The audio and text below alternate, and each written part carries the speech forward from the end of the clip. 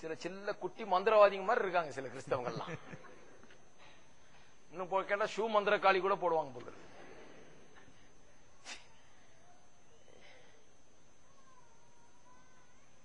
They think this will do it. நினைக்கிறாங்க இப்படி எல்லாம் செஞ்சா அது சரியாக்கிடும். Some people put it under their pillow. சில தலகாணியில பத்திரமா வச்சு தூங்குறாங்க. And they hold it like this as they sleep. தூங்கும் போதே கெட்டியா பிடிச்சு தான் தூங்குறாங்க. They do all this circus and gymnastics, but it never gets into the. இந்த எல்லா வேடிக்கை வித்தையெல்லாம் காட்டுவாங்க, ஆனா உள்ளத்துல மட்டும் போகிறது இல்ல. That will not give success. இது வெற்றியை கொடுக்காது. அததான் பக்தின்றோம். These are the people that are full of bhakti. Holding like this and sleeping, you know. இப்படி வச்சிட்டு தூங்குறாங்களே இவர்கள் தான் பக்திமான்கள். Holding, keeping it in the shelf. ஷெல்ஃப்ல வச்சிட்டு இருப்பாங்க. Kissing it once in a while. அப்பப்ப எடுத்து முத்தம் கொடுத்துவாங்க.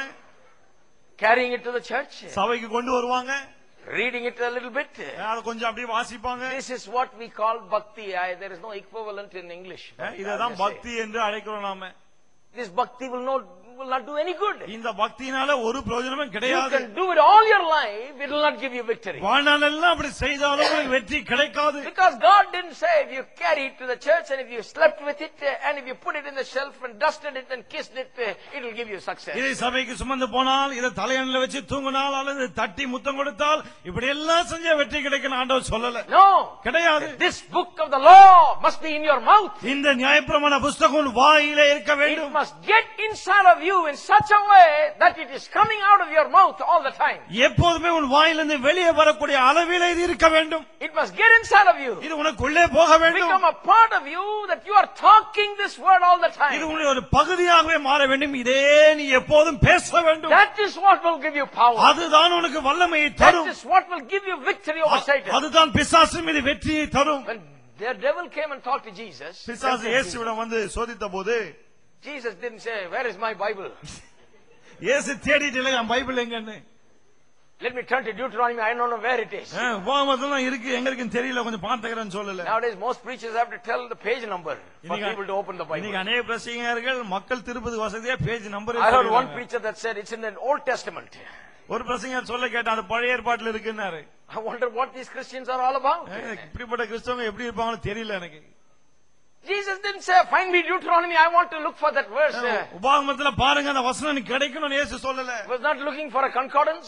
கன்கார்டன்ஸ் தேடிட்டு இல்ல. It was right there inside of him. அவருக்கு உள்ளேயே இருந்தது. Open his mouth, the word is coming. வாயை திறந்தால் வசனம் வருகிறது. The word has become a factor in his life. வசனம் அவருடைய வாழ்க்கையின் ஒரு அம்சமாகி விட்டது. The word was in his mouth. வசனம் அவர் வாயிலே இருந்தது. You know, it doesn't just get on your mouth just when you need it. You need to keep it all the time. That's when it gets on your mouth, just when you need it. வசனம் சும்மா தேவைப்படுற நேரத்துல அப்படியே வாயில வந்துராது. அது எப்போதும் உள்ள இருந்தாதான் தேவைப்படுற நேரத்துல வெளியே வரும். தேவைப்படுறப்ப பட்டுன்னு வந்து கிடைக்காது. எப்ப பார்த்தாலும் சொல்லிட்டே இருந்தாதான் தேவைப்படுறப்ப பட்டுன்னு வரும்.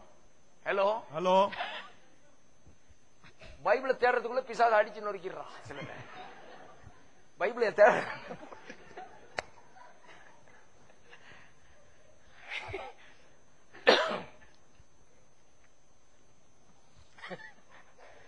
Somebody said this devil does not go except by fasting, brother. ஒரு சொன்னாரு உபவாசம் இல்லாம இந்த பிசாசு போவாது பிரதர். நான் சொன்ன அடப்பாய் மனுஷன ஃபாஸ்ட் பண்றதுக்குள்ள இந்த ஆள் செத்து போவான். அந்த பிசாசு அடிச்சு நொறுக்கிடுவான்.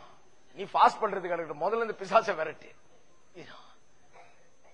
People believe all kinds of stuff, you know. மக்கள் இந்த மாதிரி எல்லாத்தையும் நம்புறாங்க பாருங்க.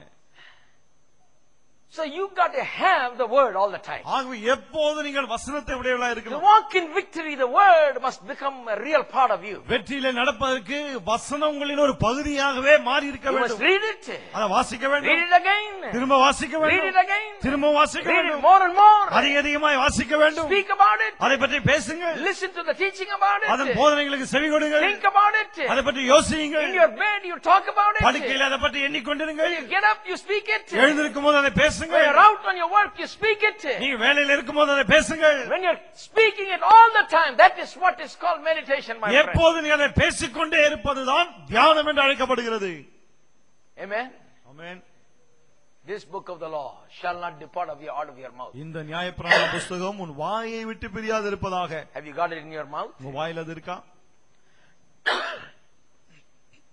Better than carrying it in your hand, you got to carry it in your mouth. கையில சுமந்து செல்வதை விட வாயில அதிகமா சுமந்து செல்லணும். All the time.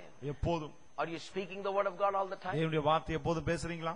If you're speaking your doubts and your failures and your fears and your anxieties, then I'll tell you, You can be a bhaktiman, but you will not have success. நீங்கள் உங்கள் கவலைகளையும் பயங்களையும் சண்டைகளையும் விரக்தியும் மற்ற காரியங்களை பேசிக் கொண்டிருந்தால் நீங்கள் ஒருவேளை பக்திமானா இருக்கலாம், ஆனா வெற்றிகரமா இருக்க மாட்டீர்கள்.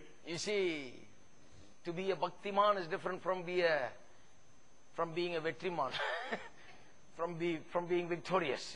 வெற்றிகரமா இருப்பது வேற, பக்திமானா இருப்பது வேற. We have too many people, Christian people, that are bhaktimans today. இன்னைக்கு நிறைய கிறிஸ்தவர்கள் பக்திமான்களா இருக்காங்க. To be victorious means to have the word of God in your heart. வெற்றிகரமா இருப்பதுன்னு சொன்னால் தேவனுடைய வார்த்தை உள்ளத்துல இருக்க வேண்டும். It must be in your mouth. அது உங்கள் வாயில இருக்க வேண்டும். It must be readily available there. அது உடனடியா வரக்கூடிய அளவுக்கு இருக்கணும். Speaking it all the time. எப்போதும் அதை பேச வேண்டும். இவ்வளவு இருமல்லி அந்த ஜோக் வருது கரெக்டா?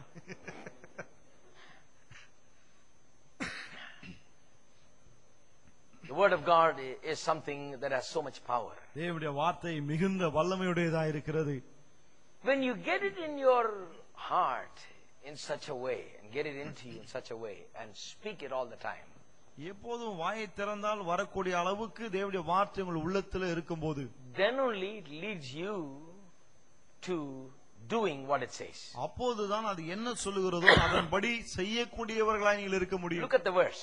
வசனத்தை கவனிங்க. See, you have read that verse, but you have not noticed all these things I am talking about. அந்த வசனத்தை நீங்க வாசித்திருக்கலாம், ஆனா நான் பேசுகிற காரியங்களை கவனிக்காமல் இருந்திருக்கலாம். See, that's what this is all about. பாருங்க, இங்க அதான் செய்கிறோம். The word of God is fully packed, my friend. தேவனுடைய வார்த்தையில விஷயம் நிறைய நிறைந்திருக்கிறது. Every word is so important. ஒவ்வொரு வார்த்தையும் அதுல மிக Says, முக்கியம். the book of the law shall not depart from your mouth, but you shall meditate on it in it day and night, that you may observe to do according to all that is written there. இந்த நியாயப்பிரமாண புத்தகம் வாயை விட்டு பிரியாது இருப்பதாக, இதில் எழுதி இருக்கிறவர்கள்படி எல்லாம் நீ செய்ய கவனமா இருக்கும்படி இரவும் பகலும் அதை தியானித்துக் கொண்டிருப்பாயாக. If you meditate it day and night, இரவும் பகலும் நீங்கள் அதை தியானித்தால், why do you meditate it day and night? ஏன் அதை இரவும் பகலும் தியானிக்கணும்? That you may observe to do all that is written இதில் there. எழுதி இருக்கிறபடி எல்லாம் நீ செய்ய கவனமா இருக்கும்படி. In other words, you will never become a doer of the word until you become a person who meditates on the word. இதை எப்படி சொல்லலாம் என்றால், நீங்கள் வேதத்தை தியானிக்கிற மனிதனாய் இல்லாவிட்டால் வேதத்தின்படி செய்கிற மனிதனாய் இருக்க முடியாது. See, doing doesn't come that easy.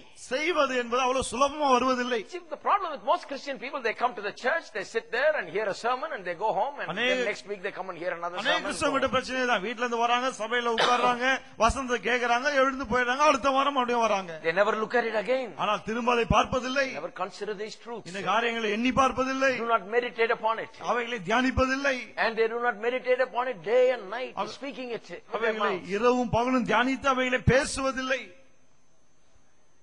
And they come next week and another sermon is preached next week. அடுத்த வாரம் வந்து அடுத்த வாரம் இன்னொரு பிரசங்கம். Then they go back. அப்படியே போயிடுவாங்க. Like this, they spend their whole time and then they wonder, why has not God helped me? வாழ்நாள்லாம் இப்படியே பண்றாங்க. அப்புறம் என்ன யோசிக்கிறாங்க, ஏன் ஆண்டவர் எனக்கு உதவி செய்யல? God says, I've helped you. I told you that you can make your way prosperous and successful if you do what I told you. ஆண்டவர் என்ன சொல்றாரு, நான் தான் உனக்கு சொல்லிட்டேனே, நான் சொல்றபடி எல்லாம் நான் சொன்னேன், வாயில இந்த வார்த்தையில் இருக்கும்போது அவை